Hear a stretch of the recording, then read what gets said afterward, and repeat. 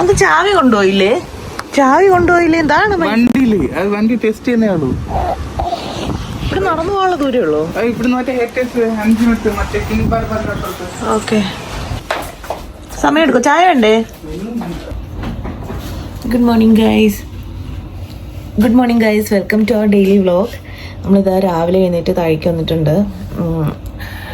അച്ഛൻ രാവിലെ മറ്റേ വണ്ടിയുടെ MOTയുടെ പരിപാടി ആയിട്ട് പോയേക്കുക. അപ്പോൾ ഇടയ്ക്കൊന്ന് വന്നു, എന്നിട്ട് ഇതേ വീണ്ടും പോയി. ഞാനും സഹസ്രക്കുട്ടിയും കൂടെ ഇവിടെ ഇങ്ങനെ ഇരിക്കുക. ഞാനൊരു ബ്ലാക്ക് കോഫി കുടിക്കാനുള്ള പ്ലാനാണ്. ഹലോ, രാവിലെ നമ്മൾ കിച്ചണിൽ വരുമ്പോൾ നമുക്ക് എന്തെങ്കിലും തരണം കഴിക്കാൻ, ഇല്ലെങ്കിൽ നമ്മൾ പ്രശ്നമാക്കും. ഈ ചെയറിൽ വേറെ എവിടെയെങ്കിലും കൊണ്ടിരുത്തി നമുക്ക് പ്രശ്നമില്ല. പക്ഷെ കിച്ചണിൽ വന്നു കഴിഞ്ഞാൽ അപ്പം നമുക്ക് കഴിക്കാൻ വേണം അല്ലേ? ഫുള്ള് കഴിക്കൂലെന്നൊന്നും നിങ്ങൾ നോക്കണ്ട, പക്ഷെ എനിക്ക് സാധനം തരണം. ഞാൻ വിചാരിച്ചു ഉപ്പില്ലാണ്ട് ഒരു ദോശ ഉണ്ടാക്കി കൊടുക്കാന്ന്. അതിനുള്ള ഗ്യാപ്പ് തരണ്ടേ?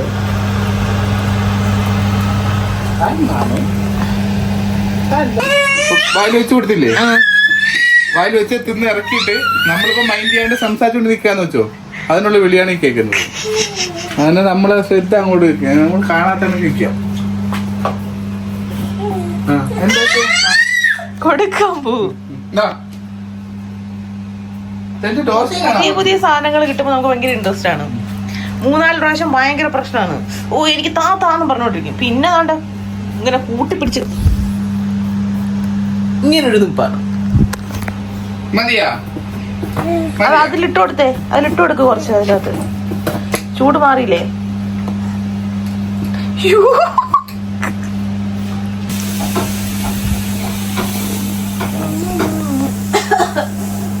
കൊച്ചിന് ചുമ വരുന്നതാണ്.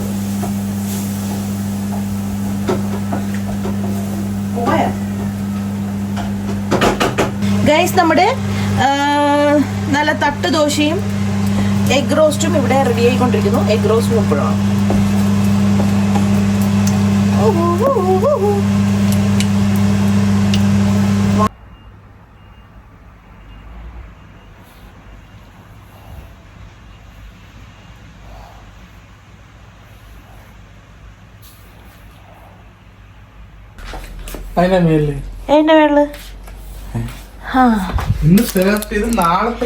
ഞങ്ങള് സഹസ്രക്കുട്ടിക്ക് വേണ്ടി ഓർഡർ ചെയ്ത സാധനം ഇത്, കാലിലിടാൻ.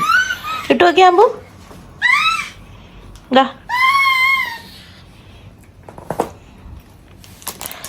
കാലിട്ട് അടിക്കുന്ന കാരണം ഇത് എത്രത്തോളം പോസിബിൾ ആണ് ഇങ്ങനെ ഡെയിലി ഇട്ടേക്കാന്നുള്ളത് അറിഞ്ഞൂടാ. എനിവേ ട്രൈ ചെയ്യാം.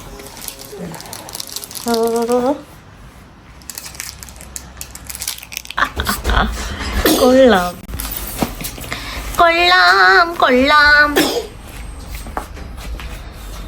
പക്ഷെ കാലിൽ കയറി കൊള്ളുവോ? കാലിട്ടടിക്കും. കൊള്ളട്ടെന്നാ. വെള്ളി മീൻസ് അറിഞ്ഞൂടാ, സിൽവർ പ്ലേറ്റഡ് എന്നൊക്കെയാ പറഞ്ഞ. അങ്ങനെ മറ്റേ വെള്ളിയല്ല, നമ്മൾ നാട്ടിൽ നിന്ന് മേടിക്കുന്ന പോലത്തെ എല്ലാം തോന്നുന്നുണ്ട്. ആമസോണിൽ നിന്ന് മേടിച്ചാ. പോയില്ലേ?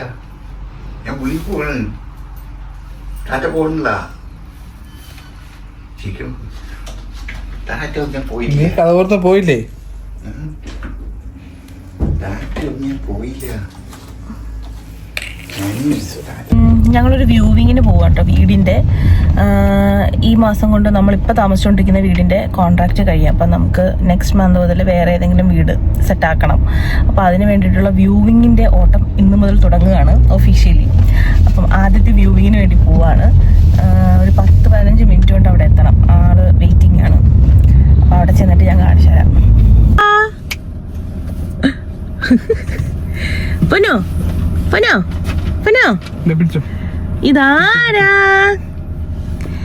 ഇതാരാ?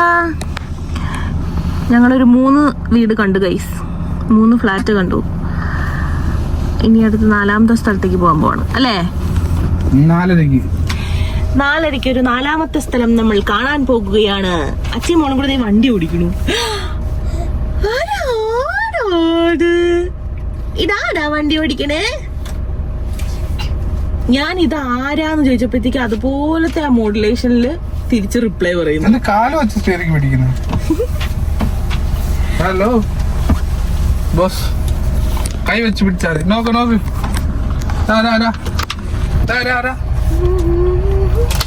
അവളുടെ സാധനങ്ങൾ കിട്ടി.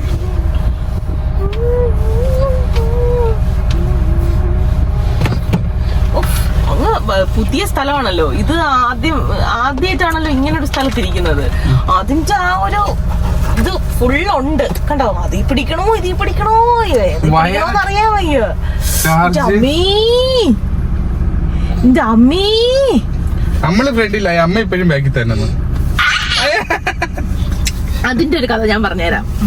വേണ്ട ഒരു കഥയും പറയില്ല. അതിന്റെ ഒരു കഥയെന്ന് കഥ ഞാൻ പറഞ്ഞുതരാം. കേക്ക്, നിങ്ങൾ കേൾക്കണ്ട.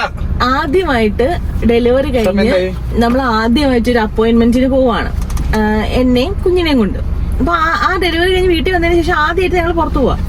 അപ്പൊ ഞാൻ യൂഷ്വലി നമ്മളെങ്ങനെയാണ് അതേപോലെ വന്നിട്ട് വണ്ടി കയറുക. അപ്പൊ ഞാൻ ഫ്രണ്ടിൽ കയറാൻ വേണ്ടി പോകും. മീൻസ് എന്റെ മൈൻഡിൽ അങ്ങനത്തെ ഒരു സാധനം ഇല്ലായിരുന്നു. ഫ്രണ്ടിൽ കയറാൻ വന്നപ്പോഴത്തേക്ക് എന്നോട് ബാക്കിൽ പോയിരിക്കാൻ. ഞാൻ അങ്ങനെയല്ല പറഞ്ഞത്. ഞാൻ പറഞ്ഞു ഇനി മുതൽ നിന്റെ സ്ഥാനം ബാക്കിലാണെന്ന്. അങ്ങനെയാണ് പറഞ്ഞത്. അത് പറഞ്ഞത് പക്ഷെ എനിക്ക് കുറച്ച് ഫീലായി. നീ ബാക്കിൽ പോയിരുന്നാ മതി, ഇനി മുതൽ നിന്റെ സ്ഥാനം ബാക്കിലാന്ന് പറഞ്ഞു. അങ്ങനെ പറഞ്ഞു കഴിച്ചു എന്നോട്. അങ്ങനെ പറഞ്ഞു. അങ്ങനെ പറഞ്ഞു എന്നോട്. അപ്പൊ എനിക്കതങ്ങ് ഫീലായി, മനസ്സിലായി. ഒറ്റയടിക്ക് അങ്ങനെ പറഞ്ഞപ്പോ ഓക്കെ, എനിക്കും അറിയാം കുഞ്ഞപ്പോ ഉള്ളപ്പോ നമുക്ക് ഒരു പക്ഷെ ആ ഒരു സമയത്ത് ഞാൻ അങ്ങനെ ഓർത്തില്ല. അതെനിക്ക് ഭയങ്കര വിഷമായി പോയി. ഞാനങ്ങനെ കരഞ്ഞു. ഞാൻ കരഞ്ഞില്ലേ? അങ്ങനത്തെ ക്രൂരനാണ് ഗെയ്സ്, ക്രൂരൻ. അതിലേക്കൂടെ നോക്കുന്ന എന്നെ. അയ്യോ, അങ്ങനെ ഞാൻ പുറകിൽ വന്നിരുന്നു. പിന്നെ അന്ന് മുതൽ ഞാൻ പുറകിലിരിക്കുന്ന ഒരാളായി. പിന്നെ ഫ്രണ്ടിൽ ഇരിക്കാൻ പറഞ്ഞാൽ എനിക്ക് ഇരിക്കാൻ പറ്റാത്തൊരവസ്ഥയായി. കാരണം എനിക്ക് കൊച്ചിന്റെ അടുത്ത് ഇരിക്കണം. അതാണ് എന്റെ ഒരു മനസ്സിന് എനിക്ക് അത്ര അങ്ങനെ പറ്റത്തുള്ളൂ. അങ്ങനെ അതാണ് ആ സ്റ്റോറി.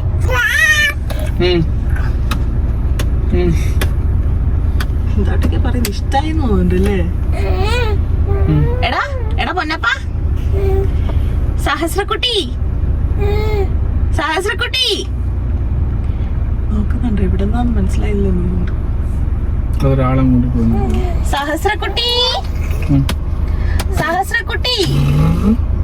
അമ്മയുടെ സഹസ്രമ്മേ, അമ്മയുടെ സഹസ്രക്കുട്ടി എവിടാ? അവിടെ സഹസ്രക്കുട്ടി വണ്ടി ഓടിക്കുമ്പോ ബാക്കിലേക്ക് നോക്കാൻ പാടില്ല. അവിടെ സഹസ്രക്കുട്ടി എവിടെ?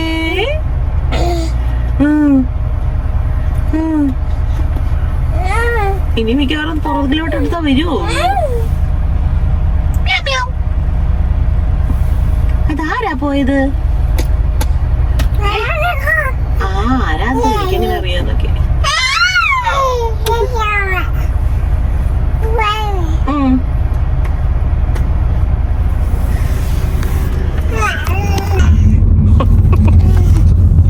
ഫ്രണ്ട് സീറ്റിൽ നിന്ന് ബാക്ക് സീറ്റിലേക്ക് വന്നതിന്റെ പ്രതിഷേധം. പിന്നെ പ്രതിഷേധം.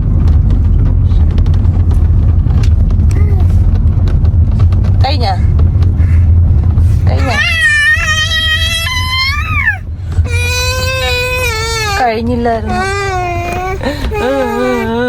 എങ്ങനെയാണ് ഞങ്ങളുടെ പുതിയ കൊലുസ്? പാദസരം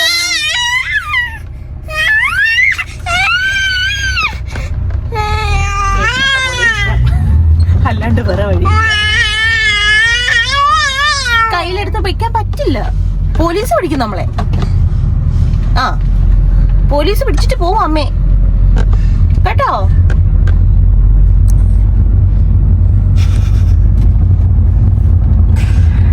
ഞങ്ങൾ അടുത്ത സ്ഥലത്തേക്ക് പോവാ.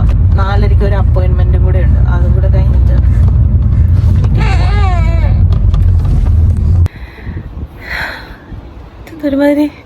ഒരുമാതിരി വെളുത്തിരിക്കുന്നു.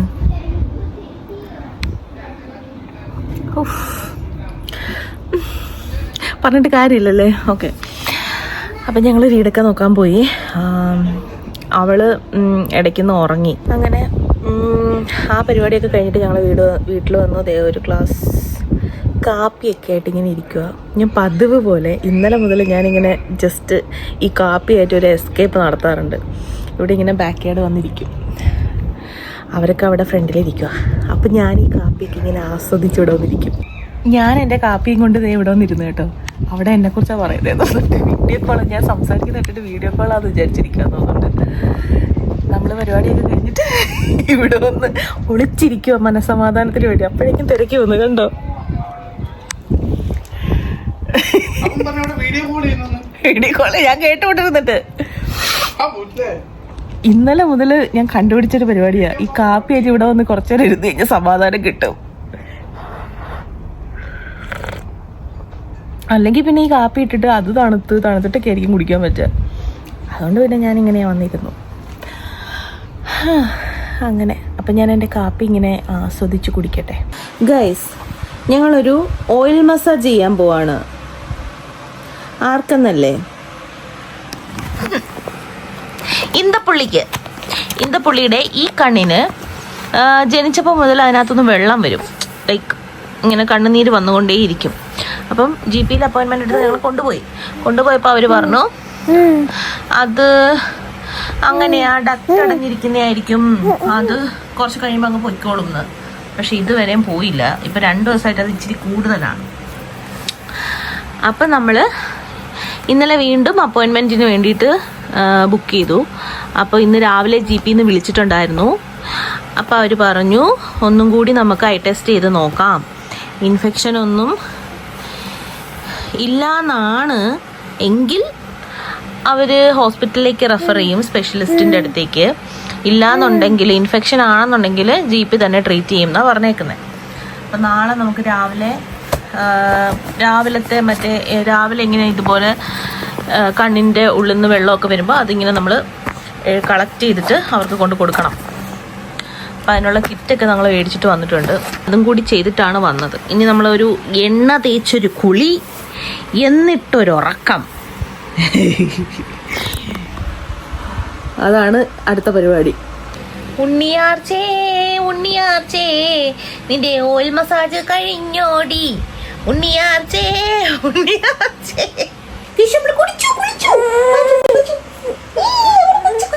നമുക്ക് ഉറക്കം വരും.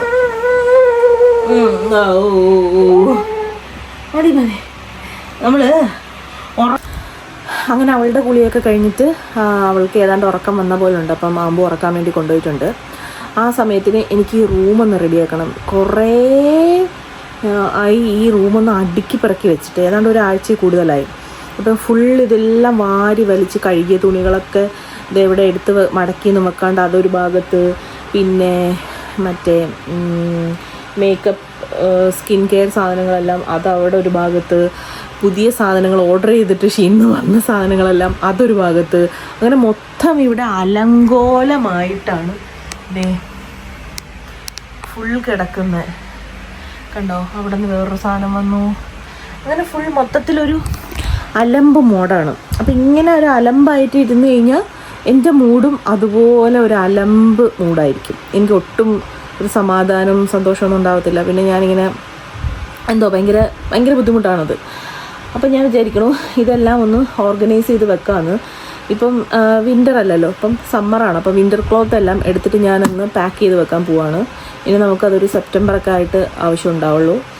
അപ്പോൾ അതെല്ലാം വെച്ചിട്ട് ഇപ്പോൾ വന്ന സമ്മർ ക്ലോത്ത് എല്ലാം ഞാനൊന്ന് ഓർഗനൈസ് ചെയ്ത് വെക്കാമെന്നാണ് വിചാരിക്കുന്നത്. കാരണം ഈ ഒരു വാർഡ്രോബ് മാത്രമാണ് ഇവിടെ ഉള്ളത്. അപ്പം അതിൻ്റെ ഉള്ളിൽ വേണം നമ്മുടെ 3 ആളുടെയും സാധനങ്ങൾ വെക്കാൻ. അപ്പോൾ കുറച്ച് സ്ഥലം കുറവുണ്ട്. അപ്പം എല്ലാ സീസണിലെയും സാധനങ്ങൾ അതിനകത്തേക്ക് വെക്കുക എന്ന് പറയുന്നത് കുറച്ച് ബുദ്ധിമുട്ടാണ്. അതുകൊണ്ട് വിൻ്റർ സീസൺ നമുക്ക് അടിച്ച് പുറത്താക്കാം, വിൻ്റർ സീസണെ. എന്നിട്ട് നമുക്ക് സമ്മർ ഉള്ളിലേക്ക് വെക്കാം. അതാണ് ഇന്നത്തെ പ്ലാൻ. അതിന്ന് എനിക്ക് ചെയ്തേ പറ്റത്തുള്ളൂ, അല്ലെങ്കിൽ ശരിയാകത്തില്ല. നാളെ മുതൽ ആമ്പൂന് ഷിഫ്റ്റ് ഉണ്ട്, പോകണം. അപ്പം ഇന്നാണ് ലാസ്റ്റ് ഡേ. അപ്പം ഇന്നും ഓഫായിരുന്നല്ലോ. അപ്പം ഇന്ന് കൊണ്ടിട്ട് ആ പരിപാടിയെല്ലാം എനിക്ക് ചെയ്തു വെച്ചാലാണ് നാളെ എനിക്കൊന്ന് ഫ്രീ ആയിട്ടിരിക്കാൻ പറ്റുള്ളൂ. ഹാപ്പി ആയിട്ട്, ഓർഗനൈസ്ഡ് ആയിട്ട്, പോസിറ്റീവായിട്ട്, പ്രൊഡക്റ്റീവായിട്ട് ഇരിക്കാൻ പറ്റത്തുള്ളൂ.